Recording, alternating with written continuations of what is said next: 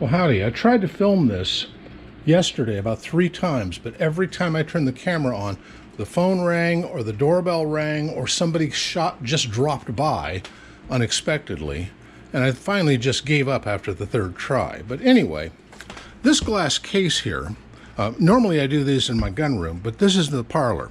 This glass case used to hold antiquarian books that, due to some financial issues a while back, I had to sell.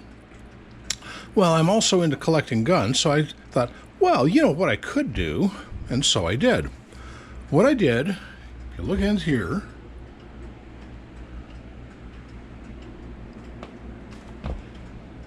yes, I have my oldest and rarest guns. I haven't decided yet. Darn it, put that back up. In my younger days, I used to run an IBM 370 computer, and when they retired it, I took the faceplate, so I still got that as a memento.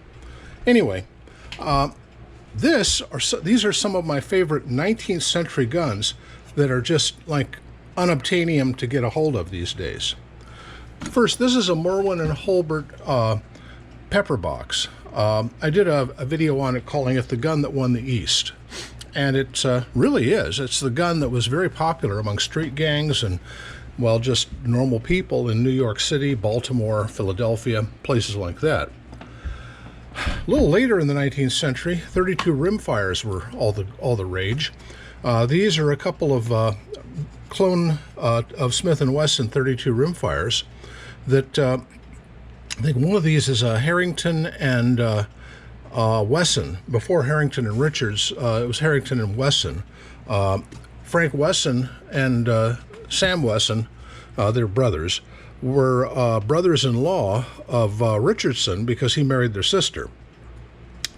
Anyway, speaking of Frank Wesson, this is Frank Wesson's original gun. It's a 22 black powder rimfire short. But that was enough to poke a hole. It's a single shot, so it doesn't conflict with the Roland White patent. And if you notice, the barrel pops open. That's, I think, Beretta and the Manufrance pistol also had that design. But I think Frank Wesson sort of developed it. That barrel is Damascus steel, by the way. And this one is my Josiah L's Mormon revolver, of which 625 were made. And if anybody is interested, I have a little write-up on the back of this describing how it was made, what it was, how many, stuff like that. Also, you'll see I have some statuettes in here.